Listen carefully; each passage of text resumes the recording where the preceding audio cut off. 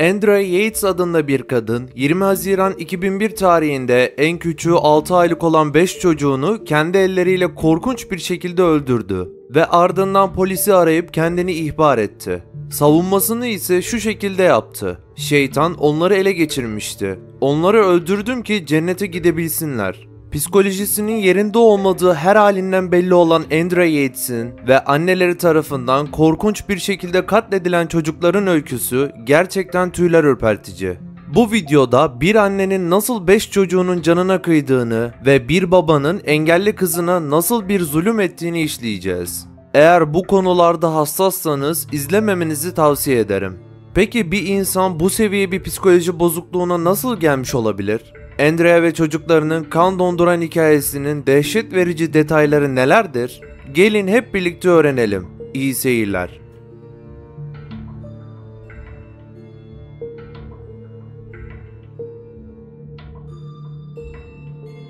Her şeyden önce Andrea'ya konulan teşhislerden biri olan postpartum depresyonun ne anlama geldiğine bir bakalım. Doğum sonrası dönemde annede geçici ve kendini sınırlayıcı mental durum değişiklikleri meydana gelebilir. Bu durum doğumdan sonraki ilk haftada başlayıp 2 yıla kadar devam edebilir. Postpartum depresyonun belirtilerinden bazıları ise şunlardır: anksiyete ve panik ataklar, kontrolsüz ağlama krizleri, düşünce karışıklıkları, çıldırma korkusu, hayatı anlamsız bulma, bebeğe karşı aşırı ilgisizlik veya aşırı ilgi, bebeğe zarar verme.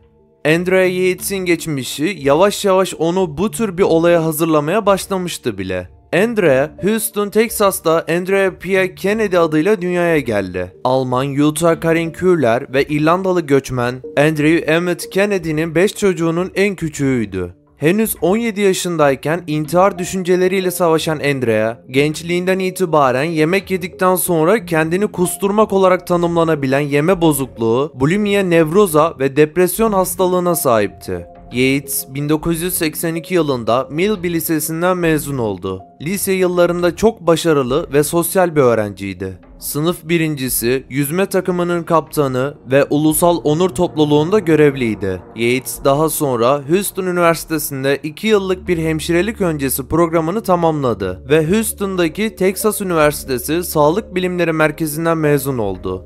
1986'dan 1994'e kadar Texas Üniversitesi Anderson Kanser Merkezi'nde kayıtlı hemşire olarak çalıştı.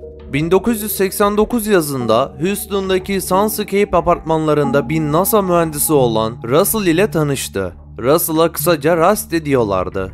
Rusty, Yates ile sevgili olduktan çok kısa bir süre sonra birlikte yaşamaya başladılar ve 17 Nisan 1993'te evlendiler. Andrea Yates ve dindar bir Hristiyan olan kocası, doğa izin verdiği kadar çok çocuk sahibi olmayı istiyorlardı. Bu amaç ışığında onlara daha büyük bir ev gerekliydi. Bu yüzden Friendswood, Texas'ta 4 yatak odalı bir ev satın aldılar. İlk çocukları Noah, Rusty'nin Florida'da bir iş teklifini kabul etmesinden hemen önce Şubat 1994'te doğdu ve bu da onları Seminole'deki küçük bir karavana taşınmaya yöneltti. Üçüncü çocukları Paul doğduğunda Houston'a geri dönmüşlerdi ve bir GMC karavan satın almışlardı. Dördüncü çocuğu Luke'un doğumundan sonra Yates'in depresyonu yeniden ortaya çıktı. 16 Haziran 1999 günü Rusty onu titrerken ve tırnaklarını yerken buldu. Ertesi gün aşırı dozda hap alarak intihara teşebbüs etti. Andrea'nın kocası Rusty onu apar topar hastaneye götürdü. Hastanede yapılan birkaç tetkikten sonra doktoru antidepresan ilaçları kullanması gerektiğine karar verdi. Hastaneden çıktıktan kısa bir süre sonra ise Yates boynuna bir bıçak dayayarak Rusty'den ölmesine izin vermesi için yalvardı. Bir kez daha hastaneye kaldırılan Yates'e aralarında antipsikotik bir ilaç olan Haldol'un da bulunduğu çok sayıda ilaç verildi. Yates'in durumu hemen düzeldi ve taburcu olduktan sonra kendisine bu ilaç reçete edildi. Bu olaydan sonra Rusty sağlığını korumak için ailesini küçük bir eve taşıdı. Andrea Yates'in durumu geçici olarak stabilize olmuş görünüyordu. Temmuz 1999'da Yates o yaz 2 intihar girişiminden sonra psikiyatrik hastaneye yatışla sonuçlanan bir sinir krizi geçirdi. Daha sonra kendisine doğum sonrası psikoz teşhisi konuldu. Yates'in ilk psikiyatristi Dr. Eileen Starbranch, gelecekteki psikotik depresyonu garanti edeceği için onu ve Rusty'yi daha fazla çocuk sahibi olmamaya teşvik ettiğini ifade etmiştir.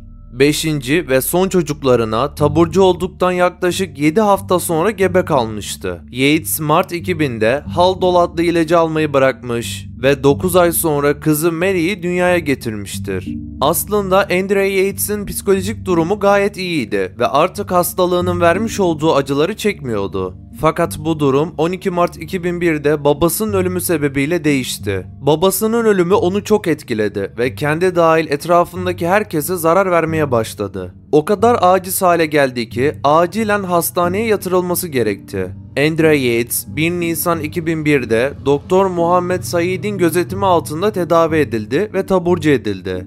Şizofreni ve postpartum depresyonla mücadele eden anne, akıl hastanesinde sürekli doktor gözetimi altındaydı. Şizofreni belirtileri gösteren Andrea'nın söylediğine göre duvarlarda oyuncak ayılar, ördekler ve yürüyen askerler gibi şeyler görüyordu. 20 Haziran 2001 tarihinde ise çocuklarını görmek istedi ve evine gitmesi için maalesef serbest bırakıldı. İşte her şey o gün patlak verecekti.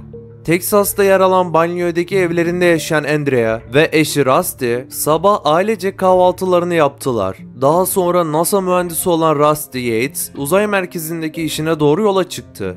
Baba evden çıktıktan kısa bir süre sonra Andrea küveti suyla doldurarak 7, 5, 3, 2 yaşlarındaki çocuklarını ve 6 aylık bebeğini sırayla soyarak yöntemli bir şekilde boğdu. Korkunç vahşetten sonra ise ilk önce polisi arayıp kendini ihbar etti ve daha sonra kocasını arayıp hemen eve gelmesini söyledi.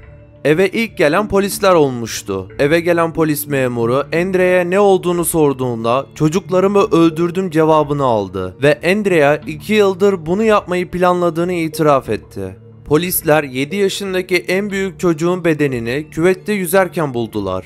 Andrea'nın söylediğine göre olay yaşanırken en az sorun çıkaran çocuğu oydu. Diğer kardeşlerinin cansız bedenleri de Andrea ve kocasının yatağında battaniyeye sarılmış bir vaziyette yatıyordu. Dindar bir Hristiyan olan Andrea Yates ayrıca şunları söyledi: "Çocuklarım şeytan tarafından işaretlenmişti ve onları kurtarmanın tek yolu onları öldürmekti. Böylece cennete gidebileceklerdi ve Tanrı ile birlikte olacaklardı. Ben de kendimi ihbar ettim ki devlet tarafından cezalandırılarak öldürüleyim. Böylece şeytan yok olacaktı." Şeytan bize sık sık televizyondaki çizgi film karakteri olarak görünüyordu ve bizimle konuşuyordu. Noah'ı nefes almayı bırakana kadar suya soktum. Kaç dakika sürdüğünü bilmiyorum. Bir ara sudan çıkıp özür dilerim gibi bir şey söyledi. Ne dediğini tam olarak bilmiyorum. Tutuklanan Andrea hapis cezası almadı. Savunma ekibinin itirazlarına karşı Andrea tüm suçları gönüllülükle itiraf etti ve ceza almak için yalvardı. 2002 senesinde jüri Andrea'yı yargılanması için yeterli buldu ve ömür boyu hapis cezasına çarptırdı. Fakat daha sonra psikolojik bozukluk tanıları nedeniyle suçsuz bulundu ve Texas'ta bir akıl hastanesine yatırıldı. Şu anda 59 yaşında olan Andrea Yates hala akıl hastanesinde yaşamını sürdürüyor. Andrea Yates dosyası bilim dünyasında önemli tartışmaların çıkmasına neden oldu. Hatta birçok bilim dergisindeki makalelerde yer aldı. 2004 yılında yayınlanmaya başlayan Desperate Housewives adlı dizinin senaristinin bu vakadan sonra diziyi yazmaya başladığı söyleniyor. Ayrıca Leonardo DiCaprio'nun başrolünde yer aldığı 2010 senesinde çıkan Zindan Adası filminin de bu olaydan esinlenerek ortaya çıktığı düşünülüyor. Peki sizce Andrea Yates'in tutuklu olmaması ve hiç ceza almaması mantıklı mı? Yorumlarda buluşalım. Sizlere 5 çocuğunu öldüren anneyi anlattıktan sonra kızının hayatını zindana çevirmiş başka bir anne ve babanın hikayesini anlatmak istiyorum. Maalesef bu hikayedeki mağdur yine masum çocuklar. İnsanlık tarihinde sosyal izolasyon içinde bulunan veya çok az sosyal etkileşimle büyüyen çocuk vakaları sayısı oldukça fazladır. Fakat bunlar arasından en dikkat çekeni Ginny Wiley vakasıdır. Bu vakayı diğerlerinden ayıran ve eşsiz kılan Ginny Wiley'in literatürde adı geçen diğer çocuklardan daha fazla izolasyona maruz kalması ve bu durumun diğerlerinden daha geç ortaya çıkmasıdır. 1970 yılında yaşanan bu korkunç olayın açığa çıkması ise üzücü bir biçimde olsa da bir çocuğun beyninin nasıl geliştiğini anlamamıza yol açacaktı. Ginny Wiley doğumundan itibaren sistematik şiddet, istismar ve ciddi izolasyon koşullarının kurbanı olmuştu. Bu olaylar açığa çıktığında ise 13 yaşında olan bir kız çocuğuydu. Konuşamıyor ve zorla yürüyebiliyordu. Daha sonrasında bu çocuğun 18 aylık bir bebeğin zeka yaşına sahip olduğu anlaşılacaktı. Gelin Ginny'nin hikayesini daha iyi anlamak için yaşadığı istismar ortaya çıkmadan önceki hayatını birlikte inceleyelim. 1959'da garip bir aile Kaliforniya'nın Temple City banliyölerine taşınmıştı. Görünüşte bu aile bir anne, baba ve 7 yaş civarında bir çocuktan oluşuyordu. Aile tamamen izole bir yaşam tarzı sürdürüyordu. Pencereler çoğunlukla kalın bir bezle örtülüydü ve dış dünya ile neredeyse hiç temasları yoktu. Bu nedenle hiç kimse aynı evde bir erkek çocuğun yanı sıra o sıralarda 2 yaşında olan Ginny isimli bir kız çocuğunun da yaşadığını fark etmemişti. Ginny Wiley ya da gerçek adıyla Susan Wiley çocukluk döneminin büyük bir kısmını evin dibindeki karanlık bir odada tecrit edilmiş bir şekilde geçirmişti. Doğumda bazı sağlık sorunları olan bu kız çocuğunun babası onun zihinsel olarak hasta olduğuna karar vermiş ve kızını tüm dünyadan izole etmişti. Bunun sonucunda Ginny 11 yıl boyunca perdeleri asla açılmayan kapalı bir odada sadece bebek maması ile beslenerek ve çoğunlukla da altında çocuk beziyle sandalyeye bağlı bir biçimde yaşamını sürdürmek zorunda kalmıştı. Zihinsel rahatsızlığı olan ve herhangi bir gürültüden nefret eden baba evde radyo veya televizyon bulunmasını yasaklamıştı. Ayrıca karısının veya oğlunun da Ginny ile iletişim kurmasına da izin vermiyordu. Bunun sonucunda Ginny Wiley sadece güneş ışığından, normal yiyeceklerden ve oyuncaklardan değil, aynı zamanda insanlarla temastan da mahrum büyümüştü. Bu kadar izole büyüyen bir çocuğun nasıl fark edildiğini ve annesinin bu olaylara engel olup olmadığını eminim merak etmişsinizdir. Görme yetisi yok denecek kadar az olan anne de aynı şekilde zalim babanın şiddetine maruz kalıyormuş. Evde öyle sıkı kurallar varmış ki Ginny'nin annesi kocasının sözünden çıkamıyormuş. En sonunda kocasından Ginny'yi 13 yaşına geldiğinde serbest bırakacağına dair bir söz almış. Ginny 13 yaşına geldiğinde tabii ki babası onu serbest bırakmamış. 4 Kasım 1970 tarihine geldiğimizde ise anne kendi görme engeli için devlete başvuru yapmaya gittiğinde Ginny'yi de yanına almış ve küçük kız ilk defa başka insanlar tarafından görülmüş. Devlet memurunun anneye yönelttiği sorular sayesinde gerçekler gün yüzüne çıkmış. Anne ile ilgilenen devlet memuru Ginny ile alakalı sorular sormaya başlayınca kızda bir terslik olduğu anlaşılmış. Memur onu ilk başta 6-7 yaşlarında otizmli bir çocuk sanmış. Ancak 13 yaşında olduğunu öğrenince adeta şok geçirmiş. Tek bir kelime bile edemeyen, bebek gibi sesler çıkaran bu kız için hemen polis memurları aranmış. Derhal çocuk hastanesine gönderilen kız hiç konuşmadığından olayla ilgili bilgi edinemiyorlarmış. Tutuklanan anne baba da yeterli bilgi vermiyormuş tabi. Acımasız baba mahkeme gününün sabahı dünya hiçbir zaman anlamayacak yazan bir not bırakarak intihar etmiş. Anne ise görme engelinin yanı sıra babanın fiziksel ve psikolojik şiddeti nedeniyle ceza almamış. Eğer Ginny'nin annesi o gün bir durumdan dolayı sağlık hizmeti arayışına girmeseydi belki de Ginny'nin hikayesi hiçbir zaman bilinmeyecekti. Bunun sonucunda da hayatının sonuna kadar o bebek beşiğinde yaşamak zorunda kalacaktı. Zamanla Ginny manşetlerden kayboldu ama dil bilimcilerin dikkatini çekmeyi başarmıştı. Dil eğitimi veya sosyal eğitimi olmadan büyüdüğü için değerli bir örnekti. Artık dil öğrenebilir miydi? Böylece psikologlardan ve dil uzmanlarından oluşan bir ekip Ginny'yi rehabilite sürecine başladı. 4 yıl boyunca Ginny bilimsel deneylere tabi tutuldu. Bir bilim insanı olan Susan Curtis, dil becerilerini geliştirmek için Ginny ile çalıştı. Ginny meraklı ve akıllı bir çocuktu. Kısa bir süre sonra başkalarının konuşmalarına cevap vermeye ve aynı zamanda basit kelimeleri tekrar etmeye başladı. Ancak Ginny'nin konuşma organları üzerinde çok az kontrolü vardı. Ayrıca çiğneme ve yutma için kullandığı kaslarda da kusurlar vardı. Ginny bazı sözcükleri tekrar ediyordu. Lakin dil bilgisi kurallarını kullanamıyor ve hatta cümleleri bir araya getiremiyordu. Kelimeler hiçbir zaman anlamlı bir düzen içerisinde bulunamıyorlardı. İşte bu noktada dil bilimcilerin dikkatini dil gelişiminin kritik dönem teorisinin gerçekten doğru olabilme ihtimali çekti. Kritik dönem, psikolog Eric Lemberg tarafından ortaya atılan ve dilin ancak bebeklikten ergenliğe kadar uzanan kritik dönemde edinilebileceğini savunan bir hipotezdir. Lemberg, dilin doğuştan belirlendiğini, dil ediniminin hem gerekli nörolojik olaylara hem de dile belli belirsiz asgari düzeyde maruz kalmaya bağlı olduğu varsayımıyla hipotezini açıklamaya başlar. Bu dönem yaklaşık olarak 2 yaşından ergenliğe kadar uzanan bir süreci kapsamaktadır. Dil edinimi olgunlaşma faktörleri nedeniyle 2 yaşından önce ve ergenlikten sonra beyin plastisitesi kaybı nedeniyle imkansızdır. Dil gelişimini normal bir süreç içerisinde gerçekleştiren çocuklar yeni sözcükler öğrendiği ve bu öğrendikleri sözcükleri bir araya getirdikleri dil patlaması adı verilen dönemden geçerler. Ne yazık ki bu durum Ginny için hiçbir zaman gerçekleşememiştir. Dil bilimcilere ve sosyal hizmet uzmanlarına Ginny'nin yalnızca travmaları anlatabildiği birkaç sözcük bile yaşadıklarının bir kısmını anlamamıza yetiyor.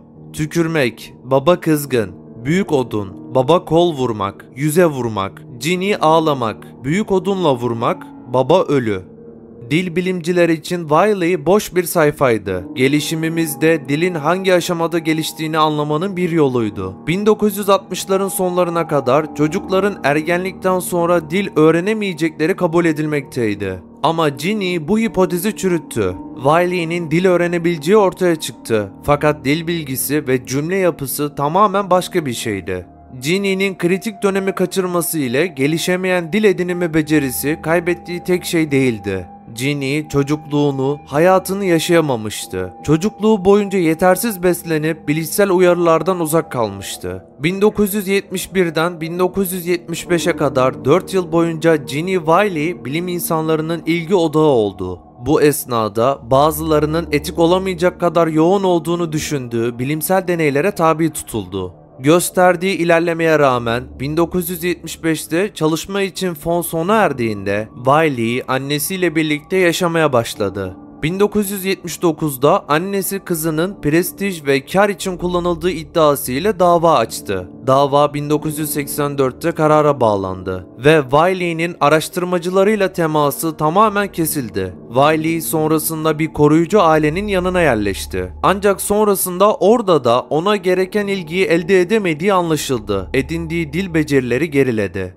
Ginny Wiley'nin şimdiki hayatı fazla bilinmiyor. Annesi velayetini aldıktan sonra kızının daha fazla araştırmaya konu olmasına izin vermeyi reddetti. 2003 yılında annesinin ölümünün devamında da izi kayboldu. Kendisinin bir rehabilitasyon merkezinde olduğu ve hala yaşadığı düşünülüyor.